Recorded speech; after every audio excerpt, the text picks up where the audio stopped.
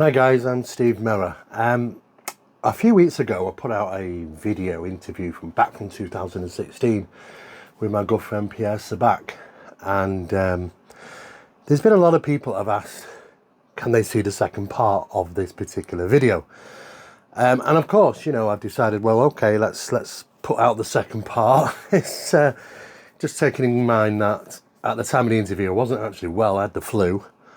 And if anybody saw the first part of that video, they'll know about that.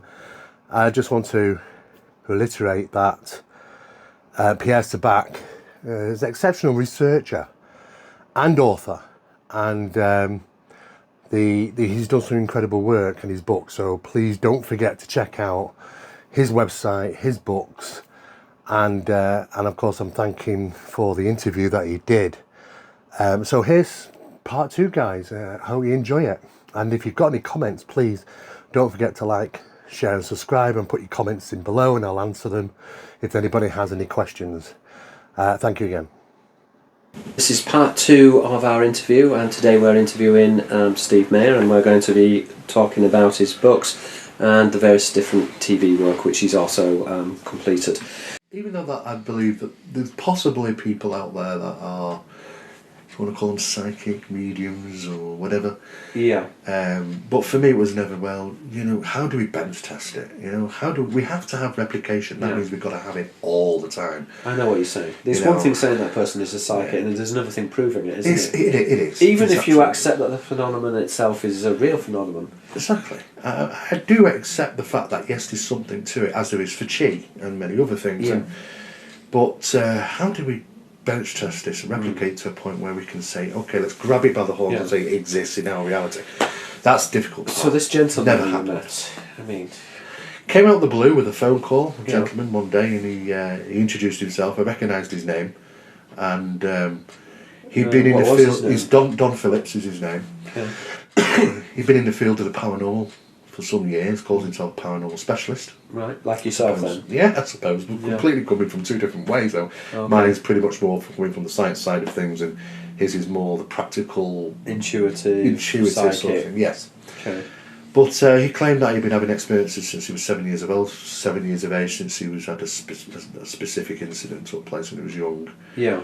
And since then he's heard, I don't like to label these things, but he says spirits, hears them, communicates, and records them. Right, okay, interesting. I thought, okay. Spirits, as in guardian angels, or does he define it more as a spirit? Some spirits, some other things as well. So it's quite a combination. Entities, spirits, jinn, however you want to. It's, and then he contacted me out of the blue and asked me if I'd do an investigation with him. And knowing what he was like, and I looked over the internet, and he had a footprint over the internet. Yeah. And I just realised very quickly that he'd put this information out and seen recordings and things like that. And they were too good to believe, to be honest, Pierre. Right. I'd spent 33 years in this, well, at that time, 31 years in the study of this. Never come across it in 31 years. What's the chance of this guy being the guy? So, unfortunately, I turned him down. Right. I said, look, I don't think so. I don't get involved in that sort of thing. It gets a bit messy. Yeah. You know, I've got my own credibility to consider. And about a week or two later, he rang me again and he said, look, you know, he tried to twist my arm. And I said, look, okay. I said, this is how it's going to go, Don. I said, if I don't think I'm the guy that you want, and the reason being is because you know as well as I do, I have upset people. Yeah. People on the internet will tell you that, because I'll say it as it is. Yeah. Don't ask me for my involvement and expect me not to say what I believe I've seen or witnessed, or if I think something hokey is going on, I'll put it out there. Yeah. He said, and if I do get involved and I find any of this, Don, won't do you any favours. I will discredit you. I said, I'm not the guy. Honestly, I'm not. And it was his response, Pierre, which was really interesting. He said, Steve, you're exactly the guy I need. And it was that response, I thought... It's quite interesting that as the parapsychologist, you're coming from a position of disbelief almost. Well... Or at least caution. Yeah, I mean, even though I don't work through a department, but my parapsychology research and learnings will tell me that... You know, you can't be careful not your time doesn't get diverted and wasted and expense and all these things in people who are claiming these things when in fact there's some dodgy things going on. Yeah. So I've always been very dubious about trying to get too involved. Yeah. But that was a perfect response, and that intrigued me. So I went down. I did go, and I said, "Okay, all right, I'll do it." Right. And he said, "Great, because I want this opportunity to show you something, demonstrate something." And I said, "Fantastic." So I went down with a colleague, and I said to this colleague, "Don't get comfortable."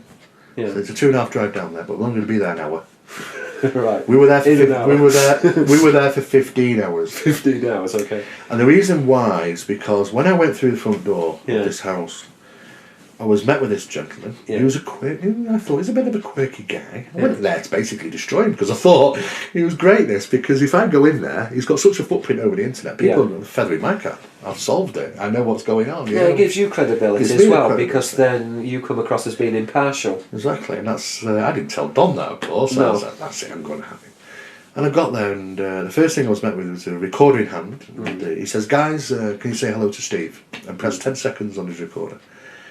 And then played back, and a very loud female response came back on the recording and said, "Hello, Steve." Right. And I looked at my colleague and looked at back. So, do that again. Did it again. Right. And I was like, "Oh, okay." He said, "I'm looking at the recorder, Olympus DM670. I know the recording device." Yeah. Okay, all right. One more time, Don. Did it one more time, and I threw in a word right at the end just before he pressed stop. Yeah. So I knew that recording would be that one because I threw in a phantom word at the end, and he recorded that phantom word as well as a response from an unknown. Okay. So I thought, okay, it's recording live at live time. Yeah. Was this somehow doctored, this device? Can it say anything else? Can you get them to say anything else? And of course did that. So you could ask it a question. Yeah. Well, he said, "Can you say something?" And of course it changed. All right. My equipment comes out. Get that. I'm having that equipment. My equipment, specs tested, it's approved. I know mine. It's formatted. Yeah. Do it with that. And he did. Right, okay. Well, I've only the environment left. Yeah. You know, I'm running out of options here, Pierre. I've been in this field. I've never seen anything like this. Ever. Remarkable. Absolutely. Yeah. And I thought, it's got to be the environment. Take them out of the environment. It's got to be hidden wires, electronics, something that adversely affects the recordings. Somehow, something's been placed. I think that's how a rational person would look at that. Yeah. Take him to an undisclosed location. Okay. Middle of the woods. 3 o'clock in the morning. Yeah. You know. No, there's not going to be any wiring around there. Right. He did it again. Well, that was it then. Were these always the same voice over No, they were varied. multiple different voices? And I couldn't believe what I was seeing, to be honest with you. Now, does he hear these voices He is clairaudient.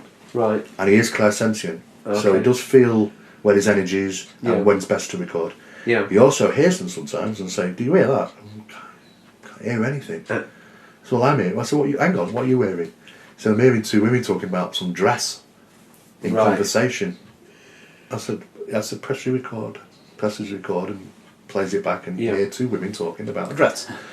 And that happens all the time. And so that doesn't necessarily have to be in context to what you're talking about. No, they're in conversations themselves. Jarring, yeah. Talking between themselves. In fact, they've had like arguments between themselves, you know, and they're aware of each other. And it's been a crazy ride over the last 2 years. Right. That opened up something which completely changed my life, to be honest. Because it almost imprinted upon yourself. Well, I didn't think it existed to this magnitude, to be honest. Right. I thought, it might get a little flash in the pan now and again. But did you take some of this away with you? Do you think? Well, so much has happened from then. That was like an introductory. Right. Baptism of fire. Exactly. Yeah. After that, it was like, I need to be around this guy. I need to know more about this. I need to. How is this happening? Yeah. And the more I did, the more. So this became fantastic. Full-on intense investigation. Oh, absolutely, in different locations, and right. to the point where direct voice phenomena came straight out of the air. Vocal responses, questions were given, answers were obtained. Right. Apparently, remote information was given to us of incidents which hadn't taken place. We were told about events, let's put it this, told about events which were to take place, and some of those events didn't happen for a further 12 months. We would have had no idea of those events that were going to take place. We were told prior, over a year before they happened. Yeah. Which led me to believe, if there is something that can communicate, then they can transcend time, or at least know into the near future. Yeah. Why was you privy to... So, do you think you were given this information because they wanted, let's say, for example, to stop an event, or was it to make you believe? Was it to affect your psychology? At first I thought it was just kind of random events and stuff, but apparently from what I've been told, it would seem that I was kind of picked to try and deliver that information. So there is a message behind this, perhaps. Yeah, but the problematics of this is the more I deliver it, the more I become targeted. And this is interesting. By the people in the same study. Yeah, and this is like what Jacques Vallée said in his book Messengers of Deception, wasn't it? That you have this unusual phenomenon, but it seems to be very interested in manipulating and controlling human psychology for reasons which we don't fully comprehend or understand. It's opened up a world of, well, if that can exist, what else can exist? What else could really exist? And how could I have gone through 31 years and not seen this? Can I just ask you a question then? I mean, once you've come away from this individual and you have your own private life, has this phenomenon manifested itself in other ways? Apparitions, ghosts, hearing, No, I'm not really. So it's more around this individual. It seems to be, even though that, I mean, my process of recording is not very good. Yeah. You know, I've been into loads of places and used so many different pieces of equipment, don't get anything. Yeah. That's increased.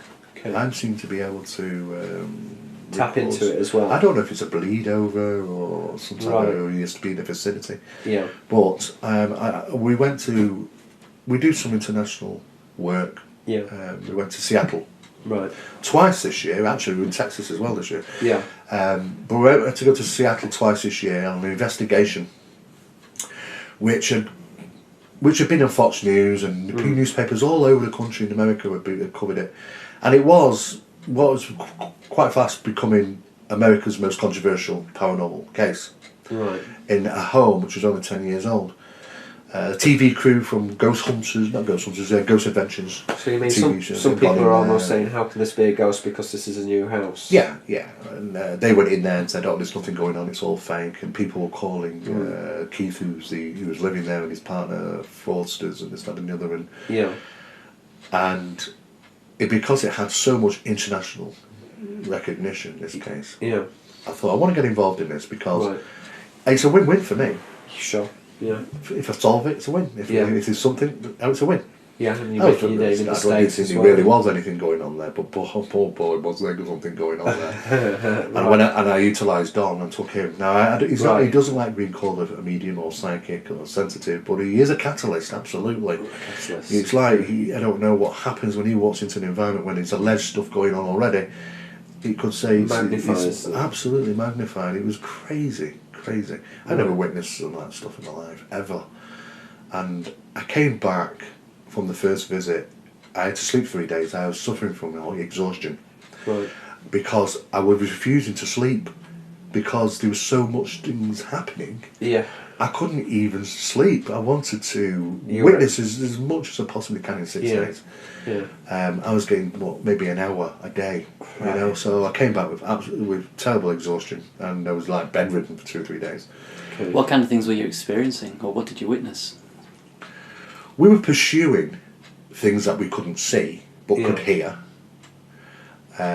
We had unmeasurable equipment which was all triggered. Yeah. The vocal responses invaded our recording devices from every level. Every single recording device we had, from the small GoPro cameras to the industrial big film cameras, imprinted sound over them. They tried to work out, it would seem, what type of equipment we're using. Yeah. Because the information over the video, you'd get invaded vocal responses trying to work out what it is. Like, and they'd be saying, it's a camera, that's a camera. And I've seen random things, Irish accents, information, questions, answers to questions. Yeah. We had video and photographic anomalies, shadow phenomena. Right. It was just full on, absolutely full on. It was like it's like a horror movie's just come to life, and I'm immersed in this field, and I thought, I've got a pretty level head. Nothing really bothers me too much. I'm not scared of paranormal anymore. I've become numb to it after so many years. Yeah. People saying, "Oh, there's a demon down there in that damp cellar," and I'll go and spend the night down there looking at them.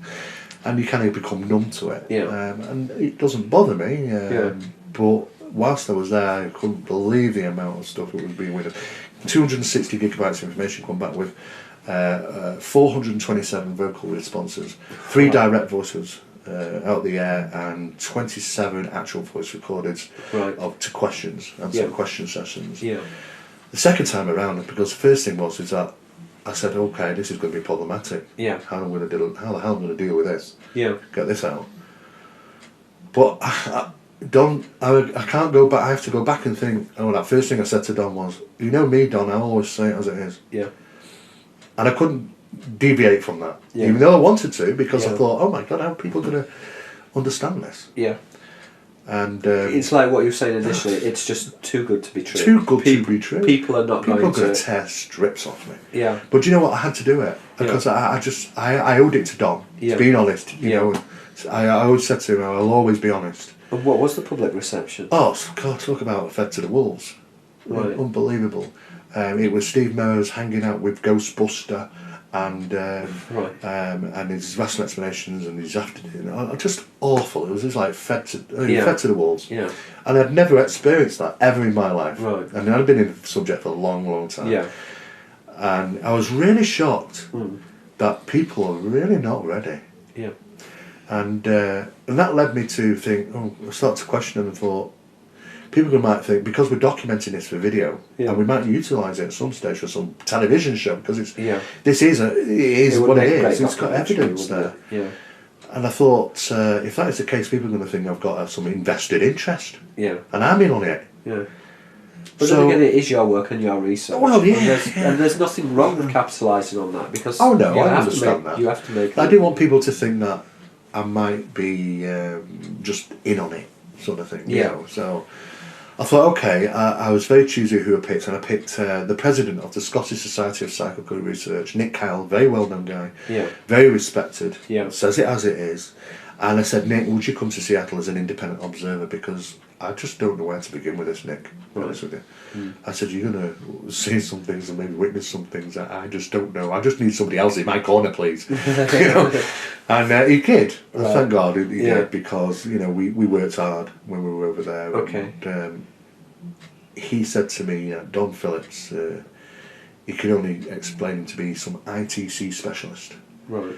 Which is a form of EVP, really, I suppose. Yeah. He doesn't know how he does it, but there's no rational explanation. He is what he is. Don can do it. Yeah. The downside is that most of the time, people who do have these wonderful abilities are usually a little bit quirky. Yeah. That's probably a downside to it, and he is. Yeah.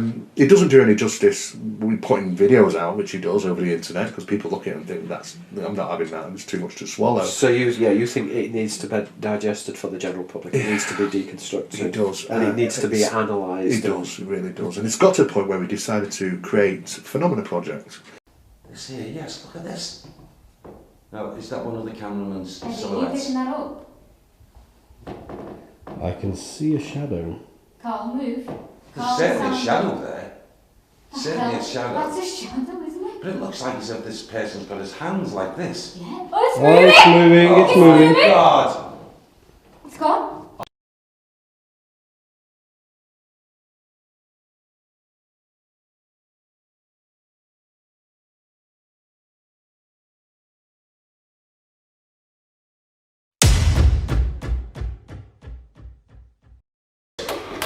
Over here. Should be, don't you? Right. No, don't mind. Right, because the first part is with the two people here. Just get into position. Okay, now all I need to do is get an infrared shot of that at this moment in time. That does this section. I need you to do it from there, facing that picture. From there, so we can get the bounce back on the infrared line. Jack it just forward, just a tiny, tiny bit. Which is focused. Is that, have we got the flare? Because they are pointing, just point over there. Okay, so you can see obviously the stairs, right? So That is about right. That's bang on. That's bang on. Right, we've got that on record, yeah? Yeah. Now all we've got to do is, knowing where that camera is now, Right. is set up the lighting source to create the shadow. Which is focused.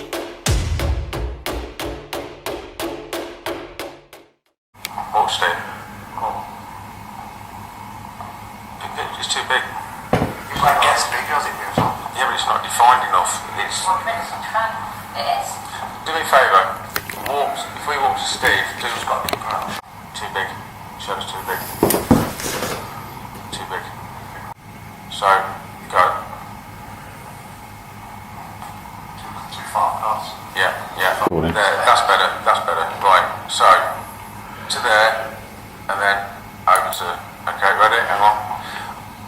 In fact, go right backwards so you're not even on it. No, that's fine for a minute. That's fine. Brilliant, stay there. 1, 2, 3. Step forward, and then straight this way.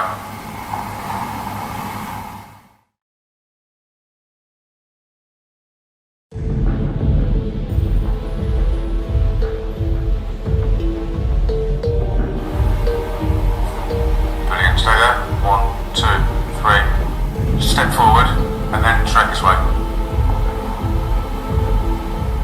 I reckon. Is this a self-funded programme? It is we're doing it ourselves, but we're doing it with guys in the field who will, specialists who can deal with people well analyse known in the field who've read, Yes. who've written Witness books it and for witnessed themselves. it, And it's all because of simply what oscillates around Don Phillips, as simply as that. Right. And When did he find out he had this gift? Was it ever since 7 a child? years of age. Okay. He had an experience which led him to hearing experiences. What kind of experience? Well, he always told me. There's a lot of information he won't tell me because he always says the same thing that I can't tell you yet. Right, okay. So it's just like there's a certain amount of information I'm not going to digest. Yeah, you're on a need-to-know basis. I'm on a need-to-know basis, Yeah. it would seem. But he had an experience when he was 7 years of age, when he was a young boy. He was told, I don't know if it was true or not, but he was told by something, he saw something in his bedroom, it wasn't human. Right. But he was told that he died. He had no recollection of anything happening with him. He was told that he died. Right. The process of this was So it's a near-death experience of types. something like that, yeah, but there was something that he was to do, or it was done purposely, or something. Right. I don't understand, all I've done is just write it down. And I think that's interesting with near-death experience. There is this relationship between the individuals who, when they come back from the other side, they seem to be more intuitive, more psychic. It's a very well documented. Well, his life changed straight away from hearing these voices, and you talked to his mother. I interviewed his mother. His mother was also quite gifted. Can I just ask you a question about the entity? You said that it was a non-human entity. Did he? I know asked the him. Yeah, specifics? I asked him. He said, from what I can remember, it was a tall, like brown, tall. It wasn't human-looking figure, and I didn't press it No. because Don's quite good at passing information over to me in his own time. Yeah. So I don't tend to press. I let him. Yeah. I tend to get. It's more responsive when I don't press. Right. Okay. The shutters don't go up. Yeah. And since then, he's been having his experiences, and there's one particular, I don't know if you want to refer to as spirit, Yeah. which he refers to as Becky, Right. and she's remarkable. I've heard her come out direct out the air. Okay. And when I first heard that, I had the most profound physical feeling I've never had, ever had in my life. It's a feeling that it's hard to explain an emotion Yeah. when you've only had it once. Right. Because you've got no bearing on the other to judge it. Yeah.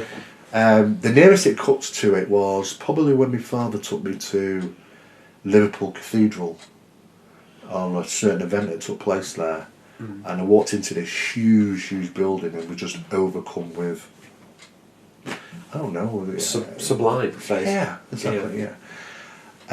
When I heard this voice come out of the air, which is assuming what Don said was Becky, it crippled me up a little bit. It Right. almost So you became dropped quite me to their emotional. feet, to be Yeah. honest with you. And it was like being bowled over by a steamroller.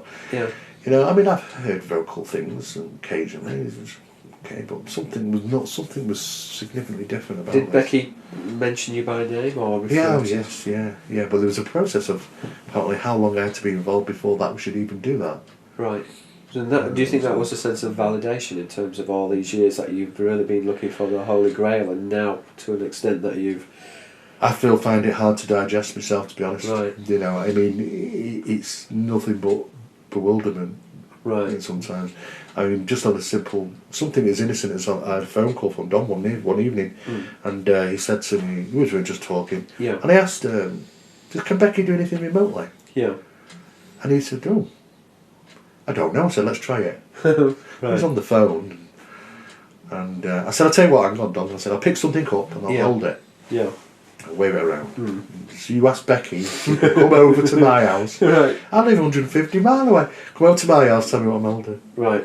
Alright. So I can hear him on the recorder. Yeah. Pressing record. You can hear it. And, of course it's over the mobile phone, so I'm not getting it clearly. Yeah, but you know what he's doing. I know what he's doing. He's doing the usual. Yeah. And I'm not the only one to witness this. There's countless people who've been out with us and witnessed the same thing. Yeah. And you kind of go, oh my word, you know. I don't know his surname. There was a guy called John who died in that chair, and I've just said to Steve, he died of a heart attack, because this really does sound like a heart attack. I'm going to play this in a minute, but I don't actually know it. I'll play it for you now.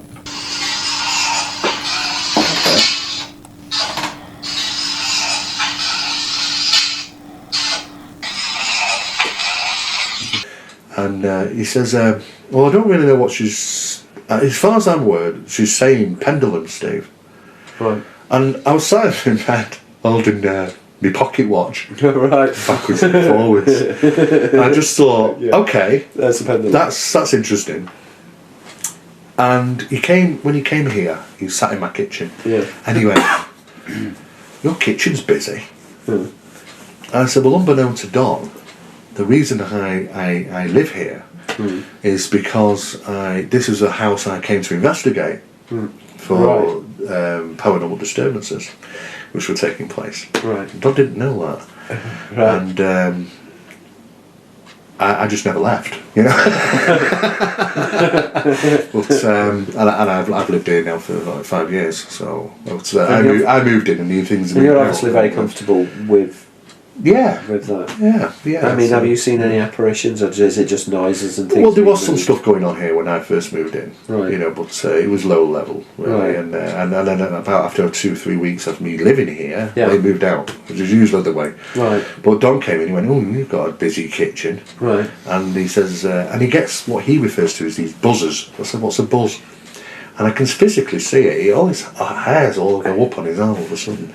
And I go, oh, Becky's trying to tell me something, and then he'll reach for his recorder and presses record for 10 seconds, plays back, and there she is.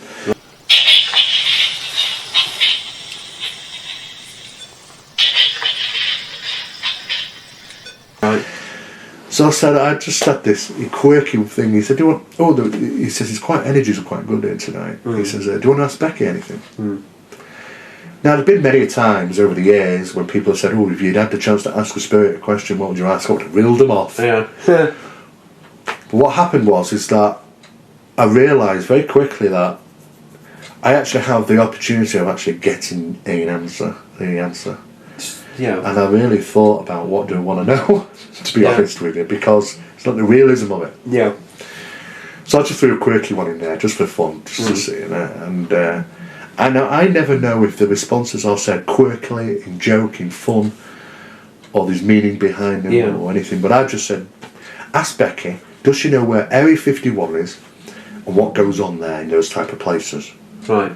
Right, he says. And he did. Yeah. And the response came back. It's clear, it's absolute clear as day. The experiment on aliens. Now, that is a quirky response. I could be joking, of course. Yeah. But it was just the fact that I even came back with that. Yeah. You know, I mean, it's just, what the... How I can't explain this to people. It's frustrating. It's very frustrating. Yeah.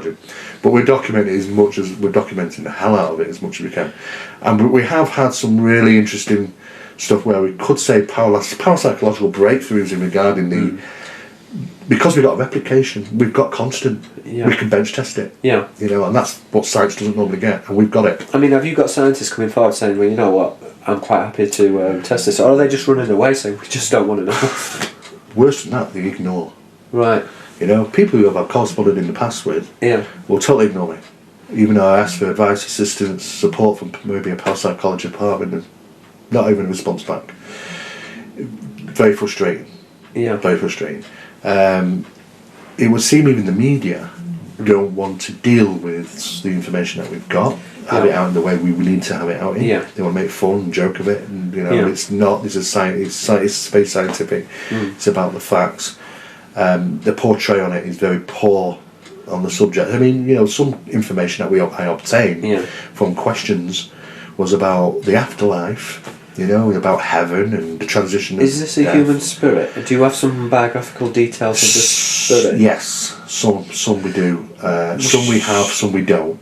Shall we go first of all with what she mentioned about the afterlife and then move into... Well, I talked about afterlife, about heaven, even though that might not be the word that they use. Okay. For her, it was a place where she could transition from there and back. Right. What, in a physical form? In her form as she is. Currently. But apparently, currently, yes. Okay. That does change. Yeah. Apparently. And not everybody has that ability. I asked about us, do we all go to this location? Yeah. The very puzzling. Sometimes we do get puzzling responses. For those that make it, was the reply. Right. Did you feel the cold? Yes. Did you sleep? When I get time? There's lots and lots of things. Right. Lots of things. But again... Is there governance? Yes. What do you call them? Lightertons. Lightertons. I can't... No, you might be able to help me on this. I've looked and looked and looked. Lightertons. I don't know how to spell. I maybe would have to find further information. But if you ever come across a reference of lightertons, these seem to be beings of light. Right. They know and see everything, as she would say. Omnipotent. Yeah. But lightertons, what an unusual name. Never come across that anywhere. I've tried to research over the internet. The hell out of it. I can't find nothing at all. Yeah. Which is interesting to find nothing, isn't it? I suppose it's usually the opposite way around. But it would seem that sometimes our communications are completely cut short because the invading of something which sounds completely different than the vocal responses that we normally get, which were referred to themselves as beings of light, lightertons. Well, you see, I'm just thinking about it from the Greek traditions. You have what's known as the Foster, which were the enlightened ones, or the light bringers, but it comes from the etymology of phot, which is light, phos or phot in the Greek. And I see that kind of relationship. I mean, if I was looking at it from the Anglo-Saxon language, liot, I think, is light, and ton would be town. So the town of light beings, maybe, perhaps? Yeah. The place where the light beings reside? It was very clear. We've had those responses more than once where it's actually, we are the lightertons. Yeah. Have you ever seen a light being? No, I haven't. Okay. All communication stops so straight after they turn up, apparently. It was like, there's a governance, you're not allowed to do it, it's naughty, don't do it. What, the light beings are not allowed to communicate with? I think they stop communications, any spiritual communications, vocal responses all cease. Nothing after that, after they turn up. Right, okay. So I don't know if it's governed by them or they just, they stop, they put off, further communications at that time. I just really don't know, but that's happened several times. But it would seem to expand into not just realms of the human spirit realm. We're talking about animal and jinn spirits. Maybe so, and definitely into probably things of not of this world. Yeah, and it seems to all be within the same barrel. I'm fascinated by, let's say, the connection with near-death experience and also non-human entities and what could be defined as the jinn as well, and the daemons, and there is this crossover. And I think that's quite interesting. We were talking about this earlier off camera, weren't we, in terms of you've got this nuts and bolts aspects, let's say, to the UFO phenomenon, but then you've also got this interdimensional element, and it seems that the two themselves are actually very profoundly interconnected, and it's really trying to understand what those seams are and how that is actually put together. We're trying to prize information. It's long. It's a slow process because the responses are usually short and sweet. Yeah. And people often ask, well, why don't we have just long conversations with them? Well, it would seem that they are aware of pockets of energy that you utilise, and they have to make use of it as fast as you possibly can. Yeah. So quick answers are always best. Yeah. And so you might get a single answer, then you've got to wait 3 hours for another answer. Sometimes, yeah. Well, good enough to absolutely say, yeah, that's exactly what it said. Yeah. the level of EVPs. I mean, for instance, we had one that was sent over to a specialist in Canada. Just EVP. Electronic voice phenomena. Okay. We had one recorded and we sent it over to a specialist in Canada. And because I knew what we had, and he got back to me and said he found it very difficult to hear the EVP because this person talking. I said, no, the person talking was the EVP. And he was like, no, you don't get on that level. There's no difference between my voice and their voice. Yeah. You know, it's never heard of. Yeah. But and I've never seen anything like it. Even to the point where Don asking for physical phenomena to take place and things will move. Get them to twist, to turn, move, we can shut the bloody things out the pot. That's fine by us, but anything that you can do will be appreciated and of great help to us right now. Hold on. Fantastic. That is turning, is it? That's just turned. That has just turned. That has just turned. Can you keep turning it? Turn it again. Oh, fantastic. Oh, guys, That is wicked. I'll leave the lighter off because it might interfere with it. Is the camera on that? I'm buzzing now, so on it. Hey, yeah. Keep it turning. Keep it turning, guys. Oh, it's not on it. Oh, mate. Keep it turning, that's brilliant. Is it still turning? Yeah. Looks like it. Oh, fantastic. That's it, turn it towards me. Keep turning it.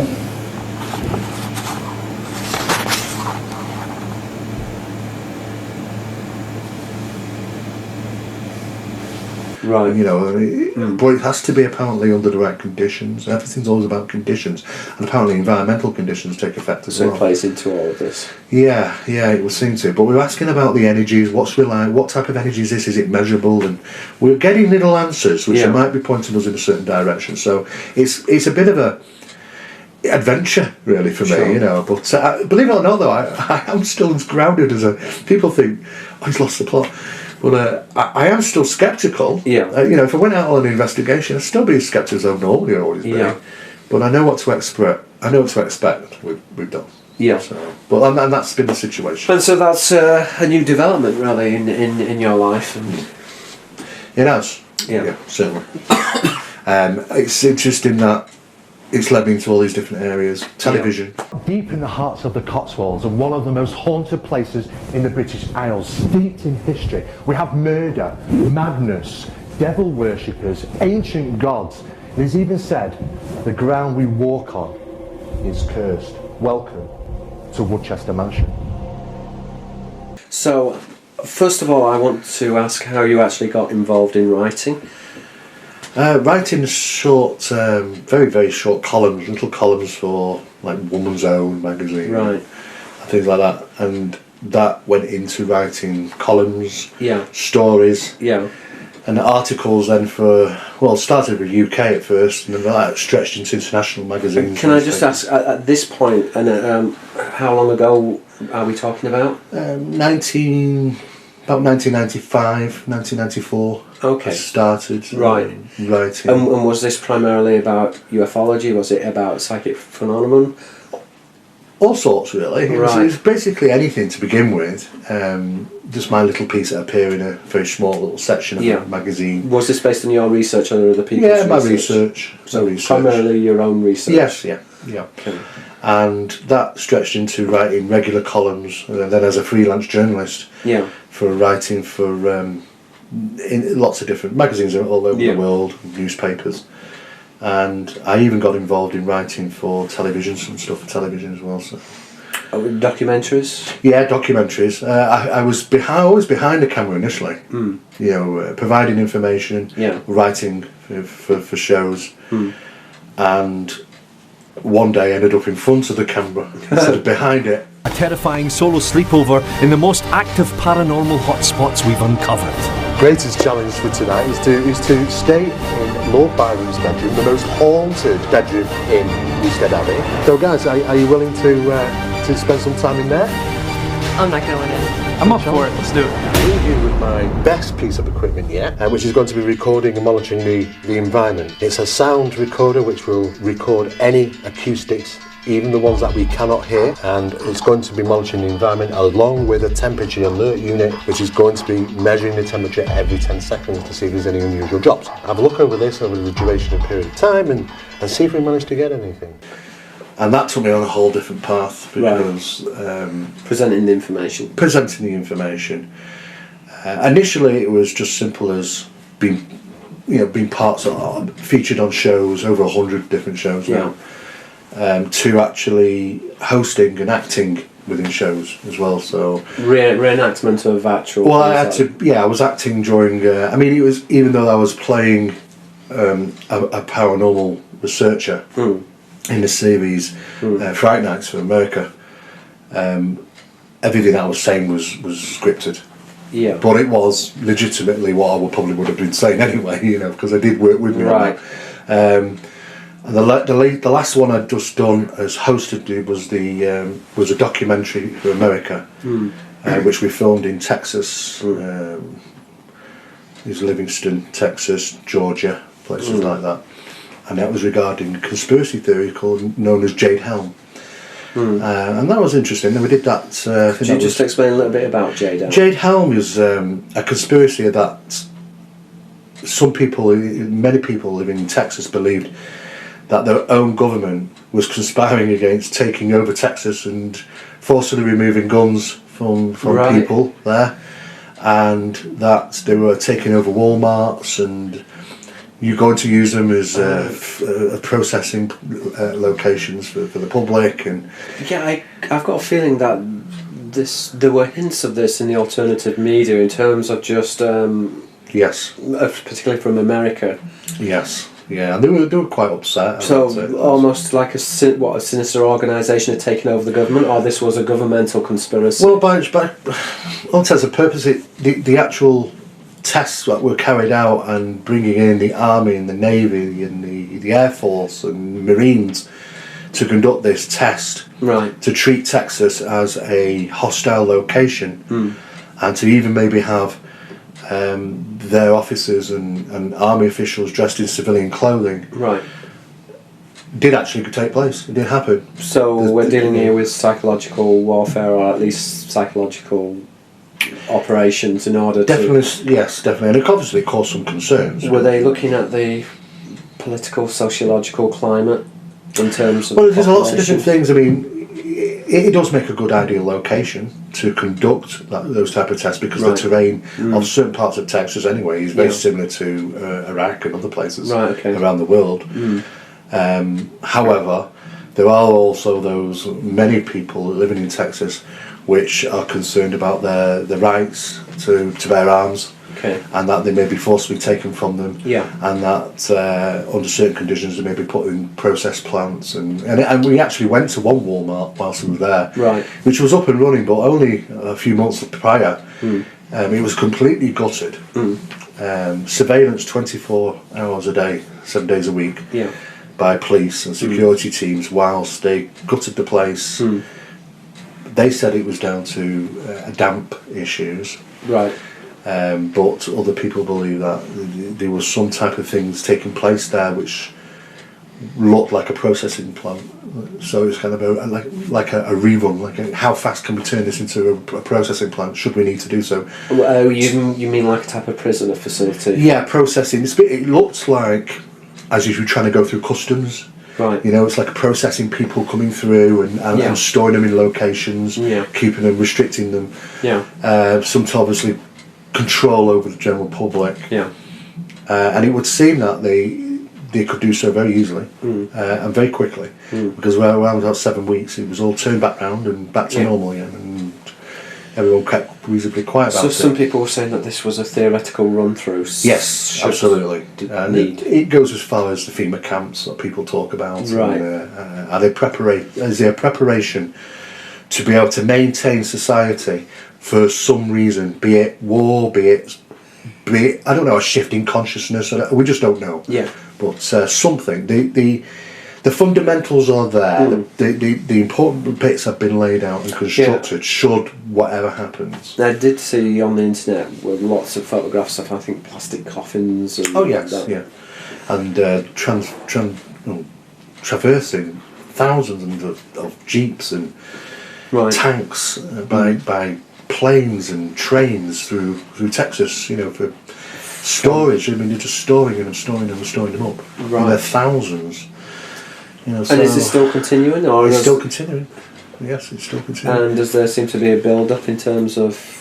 Some people didn't really want to talk too much about what their concerns were. Right. There is, even when we were there, we were pressed by just local police authorities. Right. They didn't like us even talking to the General Bullock in Livingston. And that's peculiar. It was very peculiar, yeah. But there was definitely just some general concerns. A lot of them are concerned about the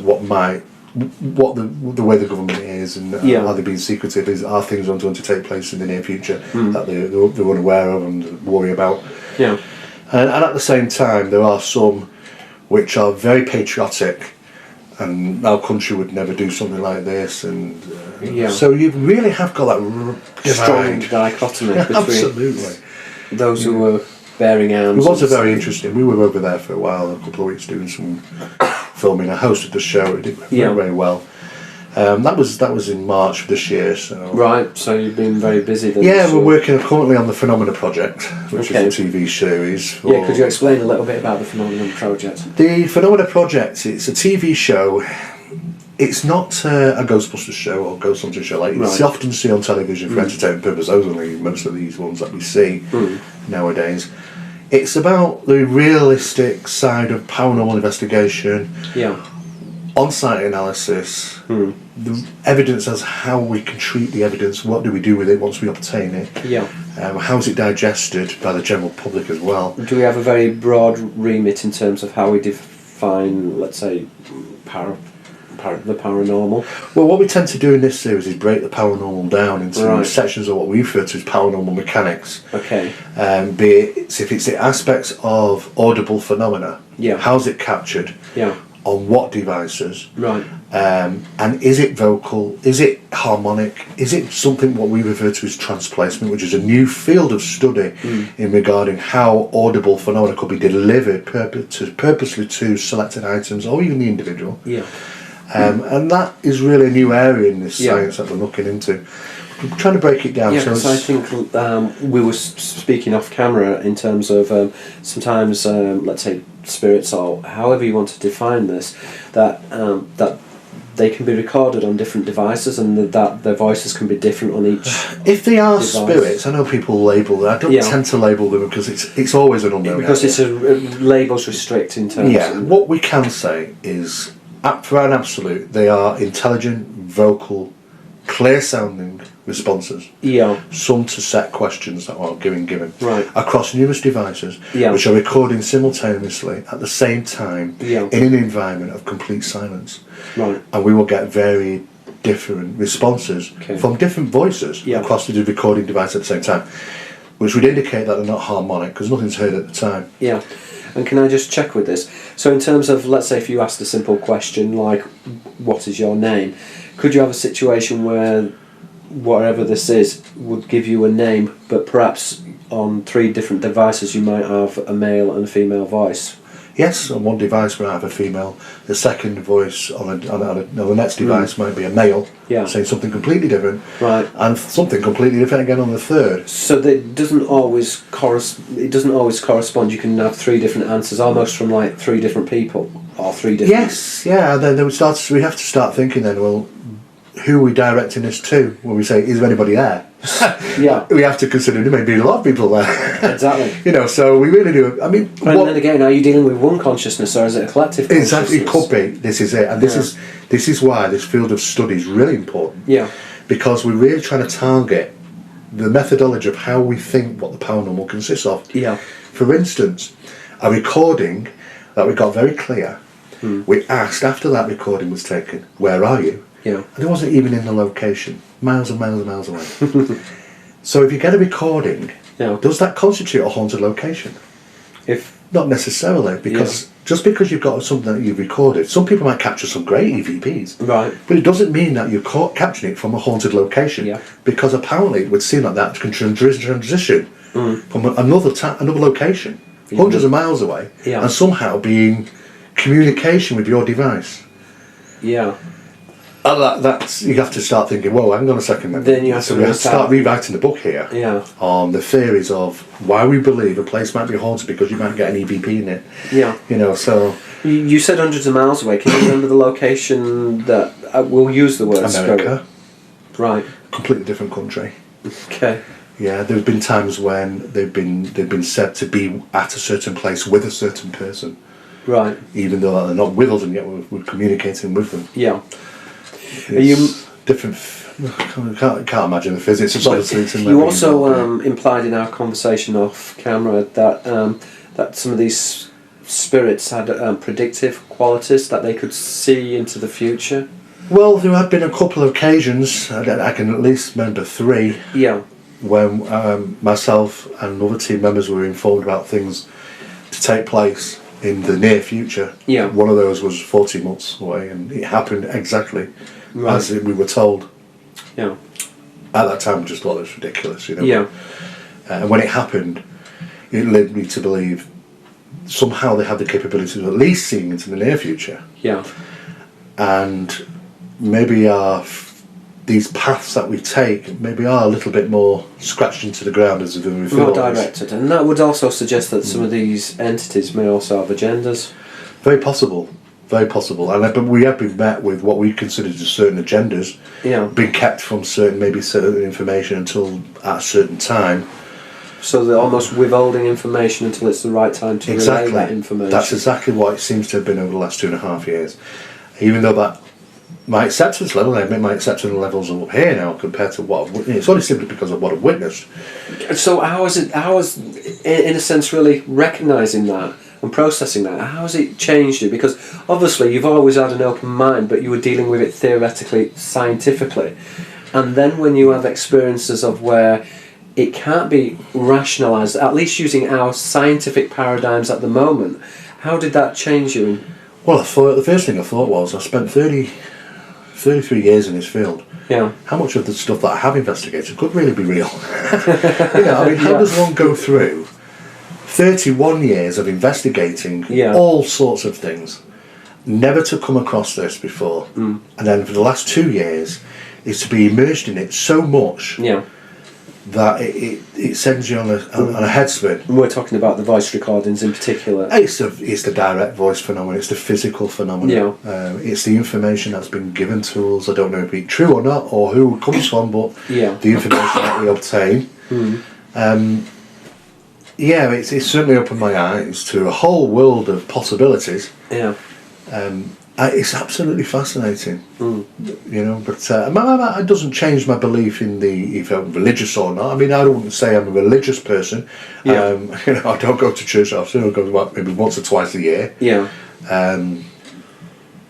I believe there's something. I believe religion lies within inside each individual. I don't think it has to be referenced and name tagged and stuff. I totally agree. There's definitely something. There's a spiritual component to it. Yes, absolutely. And it would seem that the blinkers seem to have been taken off for the last just over 2.5 years now.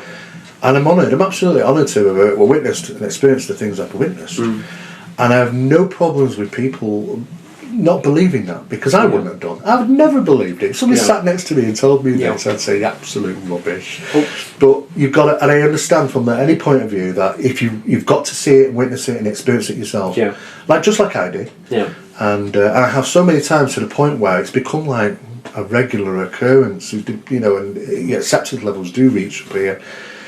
And we can talk. I can talk amongst certain people who have experienced that quite well, and but it does isolate you.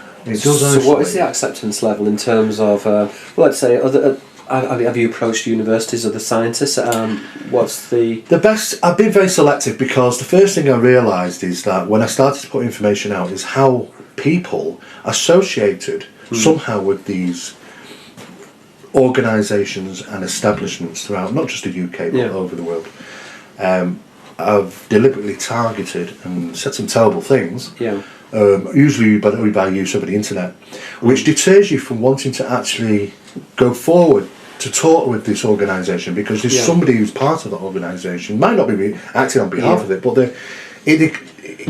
they would seem that they turn a blind eye to. They're not open-minded, and you would expect that they would be more open-minded. Well, in for me, it's fields. about wanting to find out and advance this subject. Of course. And people will ring me up, and I will travel 500 miles away. Yeah. At my own expense. Yeah. In my own time. Right. And detrimental to me on many occasions. Yeah. To just try and find out that one step forward is there anything to learn. Yeah. And I expected this coming from these establishments and organisations to say, look, Steve, we're happy to come and do this with you. We'll look into it. We've tried nothing, absolutely nothing. In fact, I've sent emails out to people, dedicated researchers and psychologists, and parapsychologists throughout the UK. You don't even return messages, calls, nothing. There clearly is no effort. Yeah. To try and help and advance this subject, as far as I'm concerned, within the field of the general public. Yeah. Because this is where the information comes from. Yeah. Without the general public, we wouldn't have any of this. Yeah. It's evidence-based as well. I really do want to advance it as much as we can. It seems to become static since it's been in the same place it has been since the Victorian era. Right. People still talking about there's no evidence of this, there's no evidence of that. Well, they've not been out with me on a Saturday night with Mr. Don Phillips. Yeah. You know, and yet we put information out to these people and say, ask them to come along. Yeah. Come along, witness it, interview us, do what you want. Yeah. Open, whatever you want to do. And nothing comes of it. But yeah, there is a lot of data. I mean, just looking at near-death studies, the data is very well established. The data. I mean, it is. It is. And even if you just want to put it down to an hallucination, it's still. Yes. But it's still there. The data. And it can be as simple as black and white, Pierre. Yeah. It can be if you look in that direction, it doesn't exist, and if you're doing that one, it's accepted. Yeah. You know, there doesn't seem to be an equilibrium. Yeah, you know, it's almost like you're in one camp or the other, and the two won't meet in the middle. I try and stay as scientific as possibly can. You try to almost teachings tell you to be as scientific as you possibly can. Be neutral. But then when you experience an incredible experience, you've got nowhere to take that and place it. No, because it's almost miraculous. It's a square peg in a round hole. Yeah. You know, so something really needs to be fashioned where we've got science and the field work coming together and working together. Do you think it's made you more open-minded then? It absolutely has. Right. And I can see the faults in the subject. I can see where we desperately need to change the methodology of how we investigate. Not just the person, but the methodology of how we obtain that information and how it's investigated for us to advance, because we're not going to do it on the old principles. And so not coming to the subject being hypercritical, but just approaching it with an open mind and being neutral. That's right. Yeah. So you don't have to throw out all the scientific. Oh no, I want to use that. Yeah. But I want to be able to utilise. I don't want to use that and ignore this. Yeah, and not come to the field with any predetermined ideas. No, I used to be very sceptical. I still am. I mean, when I do investigations, you know, I'm always sceptical. Yeah. But I can't experience when you experience these things. There's no other way to explain it apart from what it is. Yeah. You know, and I don't tag it, I don't reference, I don't give it names. Yeah. I just say it as it is. Yeah. This is what I've witnessed. These are the conditions. This is how many times it's been replicated. How many times do we have to keep taking people out to see this and them to go away and go, wow, you know, yeah, you're right. Are you writing a book on this? Are you doing a documentary on this? Well, how are you going to correlate this? Phenomena is everything that we've been doing. Most significant findings and test procedures. For instance, just the one test that were carried out on what we refer to as transient phenomena. Yeah. That means that recording equipment that picks up baby monitors, taxis, radio stations, to some degree. We've even got Olympus is our sponsors for the TV show, and we're using their equipment. Right. And if you want to know about their equipment, you go to the horse's mouth. Yeah. Because they're not going to build a piece of equipment, especially like the Olympus DM670, which is a very, very popular recording device, and used in millions all over the world. And they're not going to devise a piece of equipment to randomly pick up transients left, right and centre. They don't want that. It's manufactured also to record human harmonics. Why would we build it to not record human harmonics? Of course. There'd be no point because you can't hear them. Yeah. And we've got, we're going to be dealing with them. We're going to plan to go down and go through all this with them and say, look, explain how's this happening, because they'll certainly have their tech guys onto it, I'm sure they will. But when you shield it, 4 layers of foil to shield it, and you get vocal responses on it. And you do exactly the same thing, 4 laser foil, stick it in a Faraday cage, and you get vocals on it. Yeah. And we do exactly the same thing, put it in a plastic container and seal it underwater, 2 feet of water, and still get vocal responses on it. Right. You start running out of fact. This is no transient. Yeah. Yeah. It would seem that they're directly communication with devices. Yeah. We've done this in front of countless people. We've done it at different locations. It doesn't have to be indoors. It can be outdoors under any circumstances. The variables can be massive. Yeah. You know, so we're not stringent to it has to be like this. And the best thing of all, it's replicatable, and that's what science needs. It needs something replicatable, because anyone can have a one-hit wonder. Yeah. But to deliver it when they want it, that's a different story. Well, we can do that.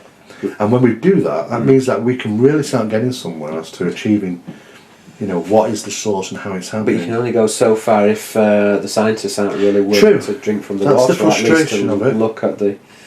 It is, but it was that battle. So what we've got to do is we've got to pretty much ram it down and say, look, you cannot ignore this. Yeah, yeah. You know, I don't know if it's down to, you know, do they really want the advancement of the science, or are they quite happy status quo? You know, I just really don't know. For me, when I talk to certain people in the subject, and they say, well, we've done another PK test last week, or we've done another dream a dream precognition test. Yeah. You know, which has been going on for years, doing the same thing.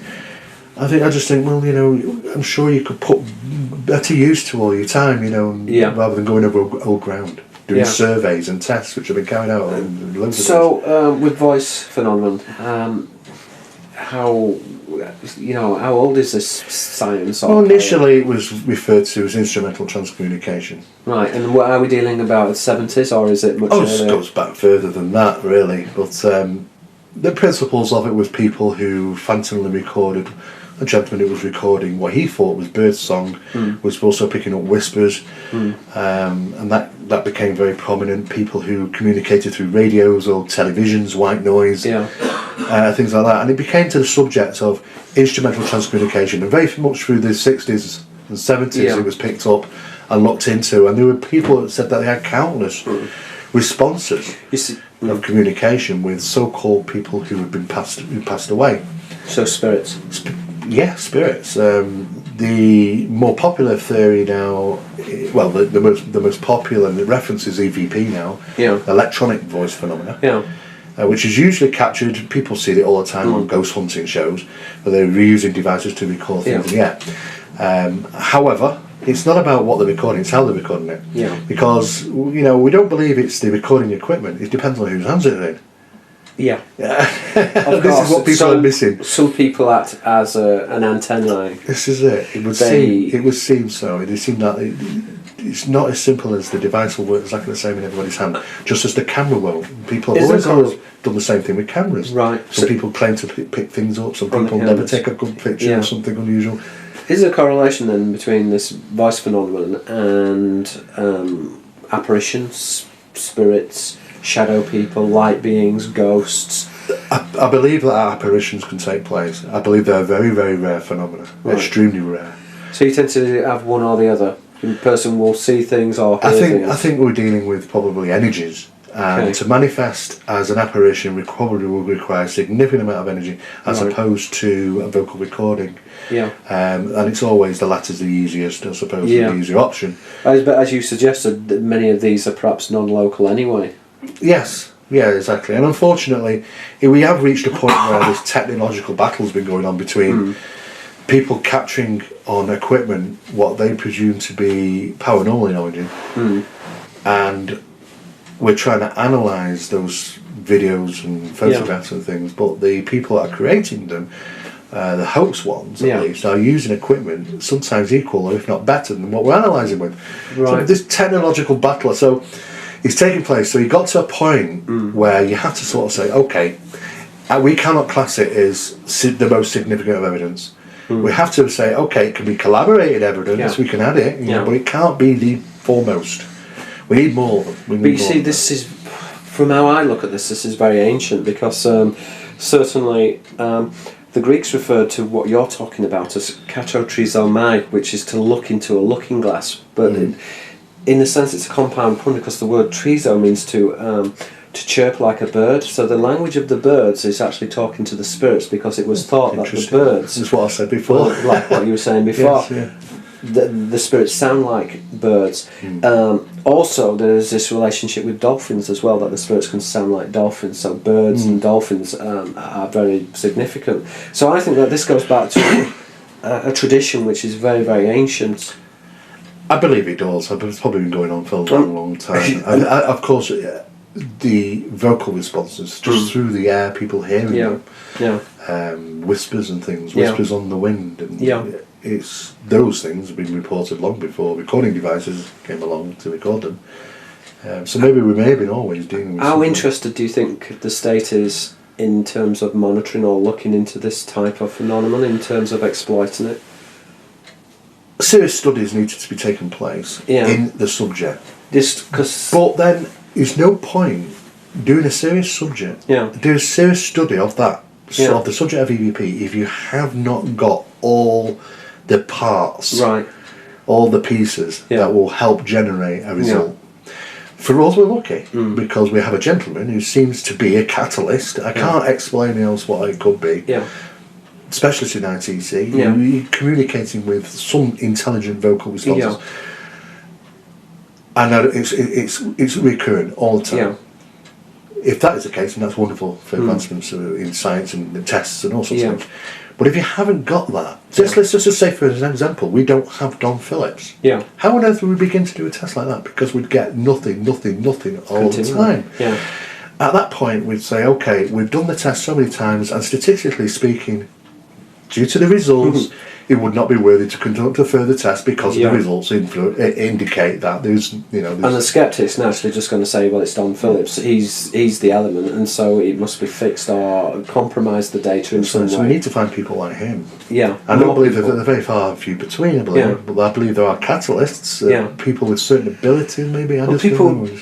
From looking at, let's say, remote viewing in the 1970s and research. Well, because the military focused on trying to locate catalysts, people who had psychic abilities within the army they could utilise, to for those programs. Do you think that this was maybe done also through, let's say, schools and IQ tests and other... It could have been. It's very possible that, yes, certainly. I mean, it's assuming indications that, yes, some early tests, especially on young children and in their development. In the 1970s and 80s, there was a lot of interest in colour blindness and in children, and I'm thinking, is there some kind of correlation? I think a lot of tests have gone on unknowingly to the general public.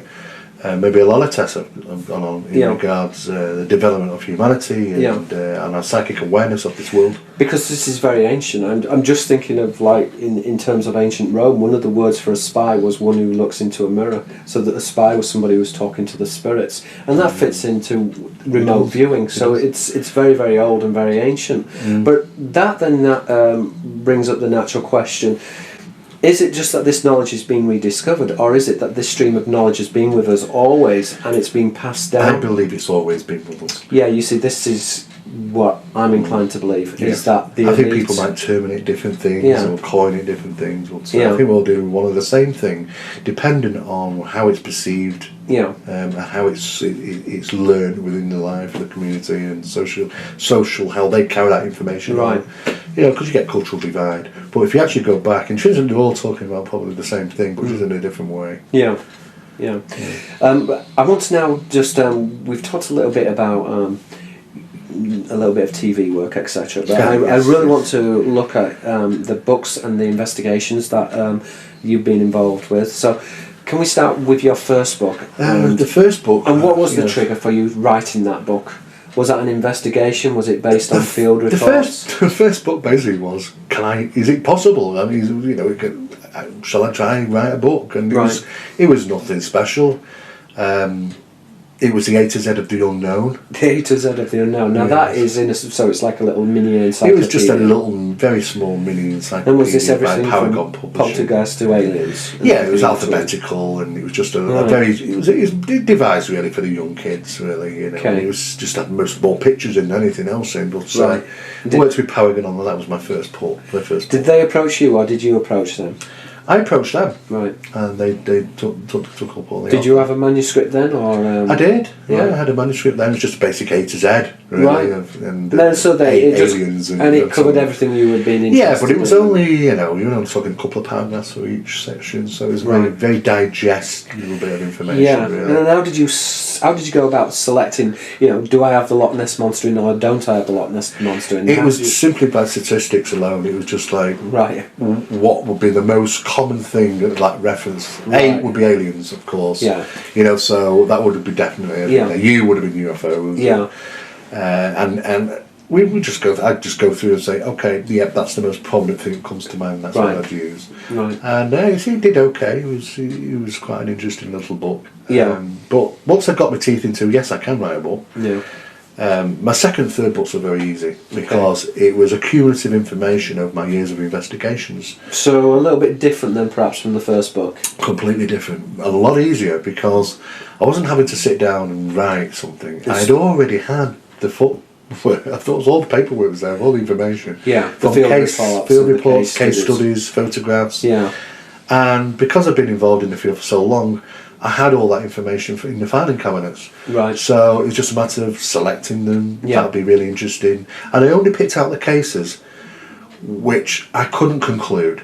Right. I never really picked out the cases that had a conclusion that yes, it's definitely the rational explanation for this and that. Yeah. I just thought no, I want to specialise only on the cases where that was a bit weird. I don't know what that was. Yeah. And some of them were quite profound. From investigating, for an example, Sainsbury's car parking in Kent. Right. They've called to Sainsbury's because there was one particular car park space where, when occasionally when people parked in it, they hit something. Right. And there was nothing there. Right. The damage to the vehicles was clear and contempt because you could see, we had the photographs. Yeah. You could see the damage to the vehicles, and just by chance alone, people would mention it. Yeah. And eventually, it got back to a guy, one of the assistant manager there, who decided to document these things for some time, and it was quite a lot. Right. And photos and the damage, and they were hitting something, but nothing there. And of course, went down there to park in there several times. They've happened to me, so. But they couldn't find a rational explanation, so because this was a worry of it, they put the bottle bin there. Right. This big bottle bin sits in that space now. Right. You know, purposely, and they're never going to move that. Yeah. But it got me thinking into invisible barriers, invisible walls, and what does that lead me in? I came across a few little bits and bobs in regarding gentry encounters and invisible barriers and fairy forts and things like that. And what's interesting that the Sainsbury's car park was built over an old Irish pub. Just coincidentally that was. But I could find no rational explanations for it. Yeah. But it was interesting interviewing the people, seeing the photographs of damage to the cars, and I just had no idea what that was, and I couldn't categorise it. I can still put it down as an unknown. Again, I've never heard anything absolutely like that. unknown. I did not know. Yeah. But it went in the book nevertheless. So I just wanted to pick out the ones that were really profound. And which book did that go into? That was the second book, which was Strange Happenings. Memos of the Paranormal Investigator, and it's like 10 years of profound cases. Did you investigate also, let's say, more traditional aspects such as poltergeist? Oh yes, there was UFO cases in there. UFO cases as well. Paranormal cases. So what UFO cases? Because we've been talking a lot about poltergeist. What UFO cases were you involved? I've been involved in quite a number. I mean, it was probably one of the most significant cases was February of 1998 when there was a radio show on. It was late one night. Yeah. I was coming home. I was travelling home, and I saw something in the night sky which looked triangular in origin with red light at each apex corner. Right. It was stationary. Okay. And I carried on going. I didn't, even though I don't know why I didn't actually stop. I thought, was this in the 1990s? Yeah. I mean, I was an investigator. Why did I stop and take photos? Or I don't know why. For some reason, I just carried on. Yeah. Got home, and I was listening. My partner at that time said, "Oh, there's something on the radio about UFO." I said, "I'm sure I've just seen something." I said, "Yeah."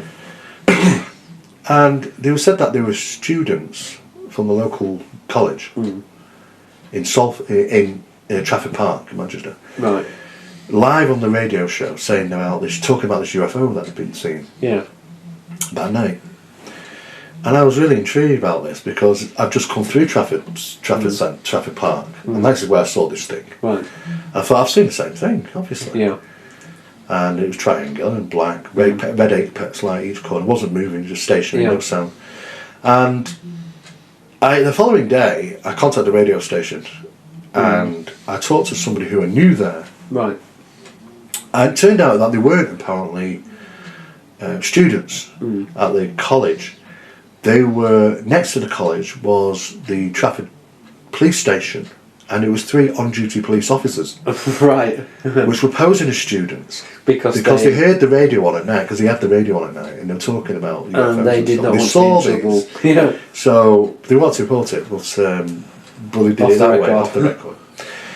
I got hold of the information, managed to find the officers, and wanted to interview the officers. I interviewed one over the phone on 2 occasions, same gentleman. 2 objects that were seen in the sky silently over Lancashire County Cricket Club, which is opposite the college in Trafford Park, and the police station. Then they moved silently over towards Salford, over a place called Courtaulds Chemicals. Right. And all the night staff watched them. Now, I was interested because all the cameras at Courtaulds Chemicals looked down on the cars and the car parks. They're not going to have any pointing up. But he said if one of them was up there, they would have caught 2 triangular objects, silently moving, hovered over Courtaulds Chemicals for a good 12 minutes. People even passing by on Salford Quays dock watched it. People walking dogs, people travelling by in cars. You see, that makes me think about with UFOs hovering above military installations. Yeah, there's definitely a reason why the path they took. I don't know why they were over Lancashire County Cricket Club. That was one location. Then they moved off to Courtaulds Chemicals. Yeah. And then they moved over to Shell Refinery, which is in Carrington. Right. And then off towards Earlham and out of sight. Half the country should have seen these things, but apparently they didn't. Right. Which makes it even more interesting. But there were hundreds of witnesses. Okay. What was really intriguing was these big triangles, by they weren't huge. Yeah. Size of an aircraft. The size of a large aircraft. Okay. Yeah. And there were 2 of them, and they were in very close proximity to each other. Okay. Swamped behind each other. Yeah. And when they moved off, they moved off. Shut off. Yeah. But literally 2 minutes away, next location. It was like a stop. And then bang, gone, disappeared, never seen again. And 2 of them together. Now, what was really interesting, I titled this article in the book, Alias, Salt and Green. Right. And the reason being is that the police officers were significantly put off on talking to him because 2 people from the Ministry of Defence turned up at each and every one of their homes. Right. To deter them from talking. Right. Because they hadn't gone through normal protocol. Normal protocol was to report this to their desk sergeant. Desk sergeant reported to the Ministry of Defence and so on and so forth. Yeah. And they hadn't done. They realised they'd gone on radio about it. Yeah. Even though they did say they were police officers, but they weren't happy about that, and they said that it could be a bit detrimental to your work, to your actual job, your employment. But reporting UFOs as a police officer is detrimental from the. So he was onto the phone straight to me and said, "I don't want to continue talking about this." I said, "Who's the officer? Who are these guys that turned up?" 2 male, dressed smartly, dark suits. Showed me credentials from the Ministry of Defence. Right. And what were the names? Agent Salt and Agent Green. And hence I called it Alias, Salt and Green. Yeah. There clearly wasn't, I don't think so. Yeah. But neither of them would talk to me any further. But it was a very interesting case I got involved in. And even the radio station were told to keep quiet about it. So we received quite a number of calls. And that was just one of many UFO incidents. But the book consisted of strange, the profound, paranormal, ufological, all sorts of things. Right. And that was over 10 years, the first 10 years of investigating out in the field. So that was a combination of 10 years of research. It was, yeah. The third book was another 10 years. Right. And that was referred to as Paranormal Insight, Concise Study of the Paranormal. It was just about paranormal cases I've done. Poltergeist, hauntings, demonic infestation. Some things a little bit darker, maybe. Yeah. But it was again the pickings of certain paranormal cases which were stuck out to me in my mind as quite significant. Yeah. Over the following 10 years after, and then that got placed. Again, reports and things were published already in documents. Were there any cases which stood out for you in that book? Well, there was a Rochdale Poltergeist, but right. Is that a different book? Well, no, I actually wrote a very small article about Rochdale Poltergeist. It did become eventually its own book. Right, okay. But there was a Rochdale Poltergeist case, there was a Heaton Mersey Poltergeist case, there was another one where the family were being attacked. It was quite worrying because the gas fire didn't have a safety mechanism on it and it was being turned on. So was the cooker in the kitchen. We had to carpet tape them down. Right. The church did get involved. One of the girls got pushed down the stairs, broke her ankle. It was quite a disturbing case. Yeah. They actually rang me up at 3:30 in the morning. Never forget this. The mother screaming down the phone at 3:30 in the morning. I need your help. Looking over at the clock with my eyes kind of, what time is it? It's 3:30 in the morning. Are you feeling alright? It's alright. No, we're stuck in the front bedroom. I said, well, you stuck? She was a woman who was living with her 2 daughters. Yeah. So she'd seen something come stamping up the staircase after slamming the lounge door so hard that it snapped right down halfway of the door, 27 inches. Right. We measured it, 27 inches. It slammed that door so much, it literally buckled the inside of the door. Right. The plaster shot out from around the side of the door frame. There was a crack up the wall. The sheer amount of energy involved in that must have been tremendous. Caught their attention, looking down the stairs. What the hell was that noise? Seen a figure with no extremities, no feet, no hands. About 6.5 feet tall, stocky built, shadow figure, comes stamping, not walking up, stamping its way up the staircase. Right. Well, imagine they freaked out. Yeah. They actually went into the front bedroom and threw everything against that bedroom door. Everything. Right. And I mean everything. Yeah. To the point where, after adrenaline had set in, that was it, and they'd sorted all that out, and then when he realised that, it didn't come through the door, I mean, you know what people think, it's a natural intrinsic panic state, isn't it? Yeah. To throw everything up again. Even if it's a paranormal thing and it can travel through doors, then, don't feasibly think about that. Yeah. There was cupboards, beds, you name it. She rang me up at 3:30 because she was stuck in the bedroom because she couldn't get out. Right. We're trying to pull the beds away and the doors, and it won't kind of get it open. They've got a cupboard there, and I don't even know how we got it there. Right. Eventually, and I got there, I said, look, just keep at it, because I can't help you. I'm at the front door. It's 5 to 4 in the morning. Yeah. Eventually, she did manage to squeeze through and get out, and she came out, opened the front door, put her arms around me, hugged me, crying. Yeah. And I said, look, don't worry, we'll get something done. And we got the church involved. And the church, believe it or not, I mean, I only believe 12% of blessings per house are successful. Tends to be probably more. Is that your data? Or? That's our data. It's about, we work out about 12% of them are successful, but that is dependent on the belief system of the family. And placebos that might be used as well. I believe that one can change their own environment, to be honest with you, with their own energies and stuff. So you're saying that the psychological belief itself of intervention can actually facilitate the removal of the spirit? Oh, absolutely, yeah. We've demonstrated what we refer to as a starving of the phenomena, especially when it comes to poltergeist infestation. Starving of the phenomena. It's called starving of the phenomena. It's the vexation cycle. What we tend to believe is that poltergeist, but people have worked in this field long enough, they will realise there's a pattern of events, especially in poltergeist and hauntings. There is a rule book, and they always tend to follow a rule book. And when you start to identify it, you start to realise, okay, you can get one step ahead here. It would seem that poltergeist infestations they feed on energies, usually stress, emotion, upset. Generated phenomena, purposely, because they do everything in purpose, in sight, for you to witness these things, because they are very, very resourceful. So they're trying to almost evoke or generate a response in order to feed off this energy. Yeah, to create the next response. So fear would have a certain vibration. Exactly. So you end up with this vicious cycle going round and round and round. And the idea is to try and get in there and cut it and say, look, okay, hang on a second. We need to educate the people who are witnessing this to say, look, you are partially responsible for the phenomenon. This is how it works. It's very difficult. You can't tell people not to get upset when seeing something profoundly unusual.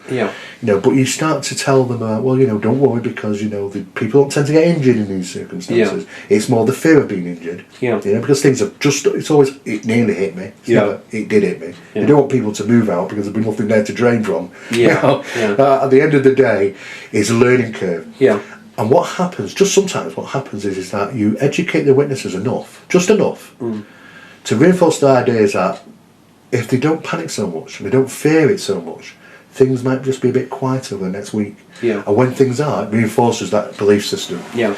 And when that reinforces, then they're on their way to causing it to diminish. Yeah. And we've done that several occasions, kind of get in there and starve the phenomena from feeding from the vexation. And there is these little rule books, so we find that, and that's simply through the process of doing it so much that you find out little quirky things that happen, like displacement. Object might move, but do people measure it? Measure the movement of how much it moved, because it moved 36.9 inches. 36.9 inches is the same as what the mug moved in the kitchen last night. Okay. Mathematics are sometimes involved. Precision. Yeah. Things balance. Knives standing up on end, you can't balance it. Can't find the physical balancing point of a knife, a butter knife. Yeah. There it is. There it stands up on its edge. Yeah. How does it do that? You touch it, blow it, it's down, you'll never go back up again. They can do things very, very, very precise. Yeah. These are what all parts of the fields of paranormal mechanics. You see, again, it's the mechanics of consciousness. I know in terms of my own house, and this was for a number of years, I kept hearing somebody walking up the steps, and I was with my wife one evening, and I said to her, "Did you hear that?" And she said, "No, I didn't hear anything at all." And I said, "Oh, sure you did. Yeah, I just keep hearing this, and I've just been hearing it ever since we'd moved in." Yeah. And she didn't hear the footsteps, and I'd heard these footsteps, and it'd been a constant reoccurrence almost every night since I'd moved in for several years. But once I told her about this, I never heard it again. Oh, you didn't? No. So it's like if it was shared, it was... Yeah, so once I told her this, it just disappeared, whatever it was. Yeah, it would indicate that the manifestations were just within singular experiences. I'm not so sure whether because I've seen unusual things in my in my house, like shadow beings and all, just weird things. So, but again, I find that when I've seen things, there can be a period of intense activity and then nothing for years. It would seem to be that there does seem to be waves. And I think phenomena rides that, utilises. Yeah. There's definitely a combination between what energies are required to deliver. I mean, phenomena, whatever it be, has to be delivered with some type of energy to deliver it, like a battery. Yeah. And what is it, that battery? Is it natural? Is it something that's man-made? We're not too sure. Maybe it's a bit of both. Maybe sometimes it's down to us. Yeah. Just as we create earth quarry lights, and geological phenomena. Which is down to us because we've basically gone into a nice lovely landscape and cut away a chunk for quarrying, which has caused an unnatural energy sources to suddenly erupt from nowhere. And we tend to do things. We have a very disconnecting, from the environmental things around us. We are very disconnected. Where it would seem that earlier civilizations were very much intrinsic with an understanding living with the land, and utilising energies maybe in some cases. But I think there seems definitely a correlation between not just paranormal phenomena. Sometimes it can be ufological in nature. That certain places seem to have a high amount of paranormal disturbances as well as ufological. So you're saying that there's a relationship between poltergeist and UFOs, for example? They could be a crossover between the two? They could definitely be. I mean, what we've found is that there are psychological ramifications, psychic ramifications, to both UFO and paranormal phenomena. Yeah. People who report apparitions of crafts in the sky, or even apparitions of the grey aliens, whatever. Yeah. Is it any different? Is it any different that the paralysis that witnesses experience during the alleged alien abduction phenomena and at times of paranormal incidents? It's one of the same. Now we can always say, well, okay, it's simply can all be wrote off by psychological experiences. The brain can do this. We can have certain incidents that take place that cause paralysis, sleep paralysis, for example. But these are all triggers within the brain. Who's to say the phenomena doesn't access those triggers? Because everything that we see, breathe, hear, touch, listen to, is all this in our heads, all firing in this information. But this could be, again, a type of field response. That could be utilised. But then that begs the question, then is it just a chemical reaction of the brain, that the brain comes into a certain field, and if that's the case, do all brains react in the same way and see the same thing, or do they see? Well, it is interesting when people have group experiences, because you can't start ruling out them, because we're taught through science that we should not all experience the same way. And therefore it can be repeated, the experiment, so to speak. Exactly. So this is where there's a big area comes available. Yeah, and again, hang on a second, there's definitely let's say going on. group abductions as well, I think is a particularly interesting field within It really ufology. Is. It really is. And again, let's say the difference in the perception between the individuals, but also the correlations, and trying to understand the subtlety within the data and trying to tease it apart and deconstruct that. It was so much simpler when everything was UFOs were just nuts and bolts. Yeah. And a ghost was a dead relative that passed away. I mean, it was so simple, but it would seem like the more nearer you think you're getting, the further away you are becoming. But do you because it opens up all these other corridors. But do you think that sea of change sort of really occurred with, let's say, Jacques Vallée and Keel's work, and the merging between different disciplines? Absolutely. I think that was the principle. The first, it was great ideas at the time. Wow, I've not really thought of it this way before. And it was like, all right, okay, why shouldn't it be? Yeah. Why should it be? Why should we expect it to fall under the mechanics of how we think and physics? It's probably well away. Yeah. And that was really good when people came forward the first one. Now, there's been a shift in a lot of theories, even our own organisations within the country, which I learned from, and I had peers who I learned from, that the UFO phenomena is moving away from being a nuts and bolts phenomena. That is definitely maybe multidimensional, metaphysical in nature, and lots of other things that indicate that it does not fall under your normal realm of physical phenomena as we'd expect it to be. Yeah.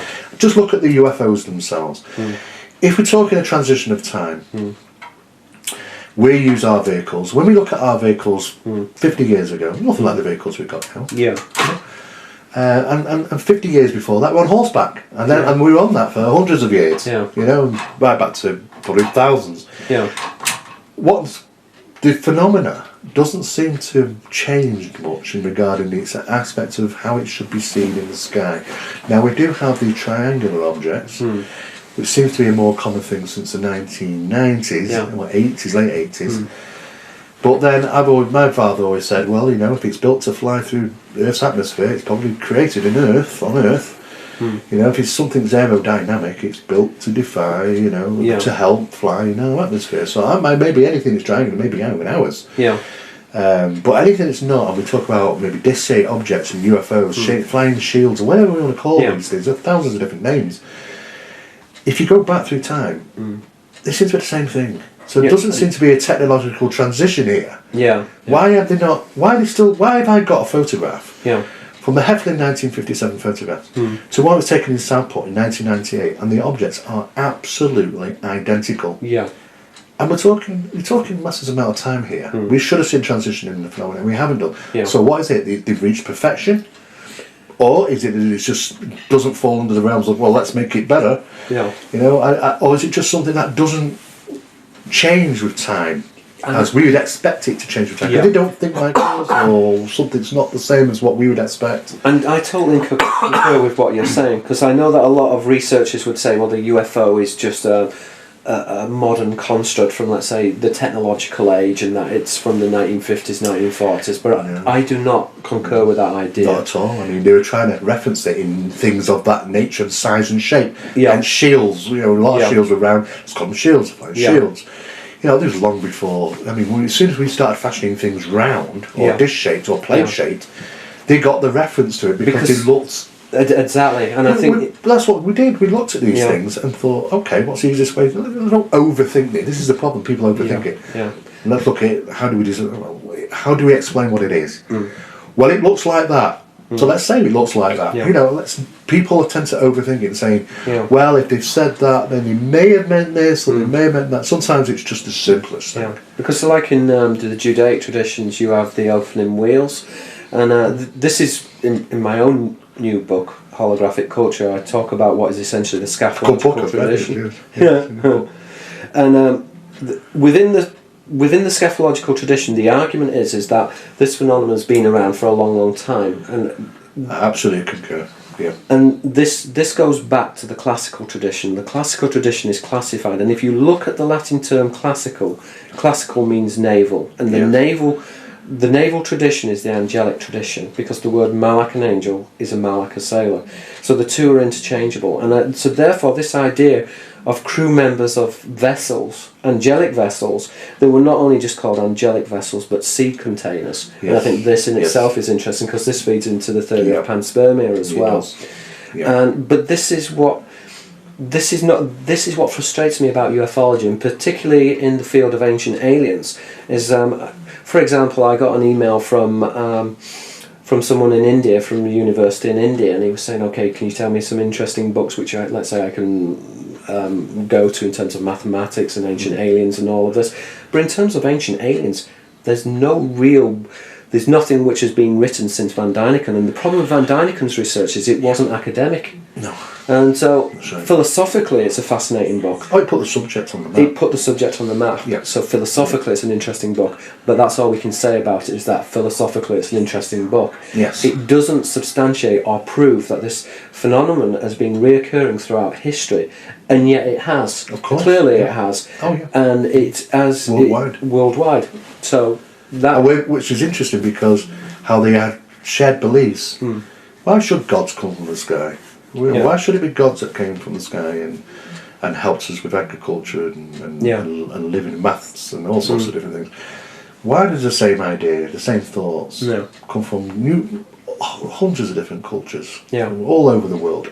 From all, some of them could coexist at the same time. And this consistency of belief. We're not supposed to even know that we lived on a round planet, apparently. Yeah. So you know that we have some evidence to suggest that yes, trading did take place around the globe, but well, again, in the book of Isaiah, God moves around the circle of the earth. So that's pretty clear, isn't it? It is pretty clear, exactly. But it would seem that there's a huge picture which all is interconnected and related. What's your idea on, because this is another thing, and this is what I find a little bit frustrating about ufology, or where it's at the moment, and I'm just talking about certain researchers, that there's a tendency to say, well look, the UFOs, they're up there and we're down here. And okay, sometimes there's a crossover. But the way that I look at it, and I certainly look at it from the occult perspective, is that our systems of government, in terms of, and I've been looking at what the ancients referred to as grafted bloodlines, so this idea that the gods actually came down, and that there was a combination between bloodlines which were grafted together. Yes. Do you keep an open mind about that? How? Absolutely, I do. Have you looked into that? Yes, I've looked into that. Right. Though there is lots of different information available regarding research into ancient cultures and what they believed, what took place since, hence the Anunnaki, for an example.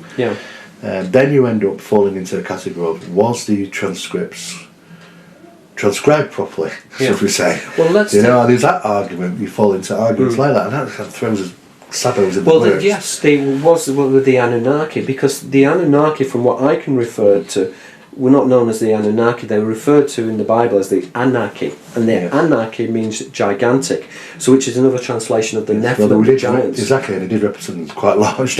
Which were also referred to as the Gibberim, also a giant. Exactly. But the word Gibbon means the giants on Earth. They definitely. I mean, I believe there is evidence to point that some of these skeletons that have been located are up to 36 feet in length.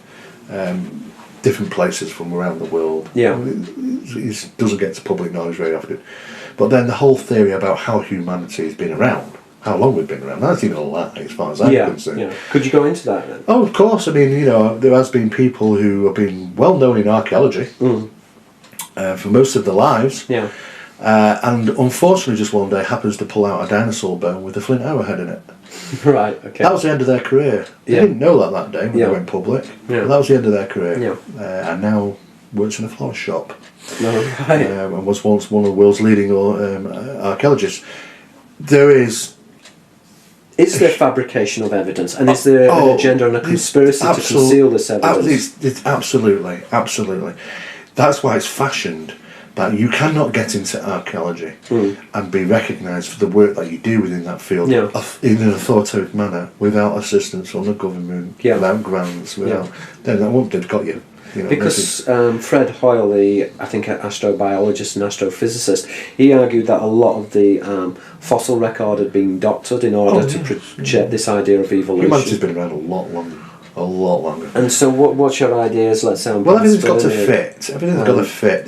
When Darwin came out with this theory that we derived from the apes, I really seriously looked into this. And though I can find, and this is what they always rely on, the Darwinians, is that we can see the transition in one of these birds. Yeah. Its bill changed to a cross bill in over 100 years, and this that, and the other. Okay, so what? But you show me the evidence where it comes from the apes. Yeah. Well, it applies across the whole board. Why should it? Yeah. That's the first problem. Yeah. I'm not saying it doesn't exist. Darwinism does exist. Evolution exists. But it doesn't go... it doesn't fall in pattern across the whole board. Yeah. If you want to look at apes, if it's all about evolving, this is what Darwin's about. It's all about evolving, getting better to our environment and where we live, society. Then we would suggest, we'd be a damn lot better than apes would be. Yeah. And that is not the case. Right. In fact, we're terrible compared to... I mean, just look at our DNA problems, genetic issues in a human. Are thousands more than they are in the apes. Why is that? Why do why the nails stop growing at a certain level? The hair on the head stops growing. Why do I just keep growing? Yeah. Why don't we seem to be fashioned for the planet like they are? Yeah. They can see better in the dark. Yeah. They can hear, they can smell better, they can swallow and breathe at the same time. They even walk flat-footed, just like alleged Bigfoot does. Right. He's a lucky guy. He didn't fall over very often. No. How many times do we fall over? We have to walk on two balls of our feet, don't we? And balance all the time. And if you don't go out with a coat, you freeze to death, exactly. We're not fashioned for this planet. That doesn't make sense, does it? We've got worse. We've genetically got worse. The strength in them, these animals, apes, 10 times. Our chimpanzee is regularly about 10 to 11 times stronger than a human being. Right. Its bone structure is 10-20% more dense. Right. These animals, they're a lot better equipped for this planet than we are. Yeah. And yet we've evolved from them. I see devolution there. Devolution. Exactly. We've got worse. Absolutely terribly worse,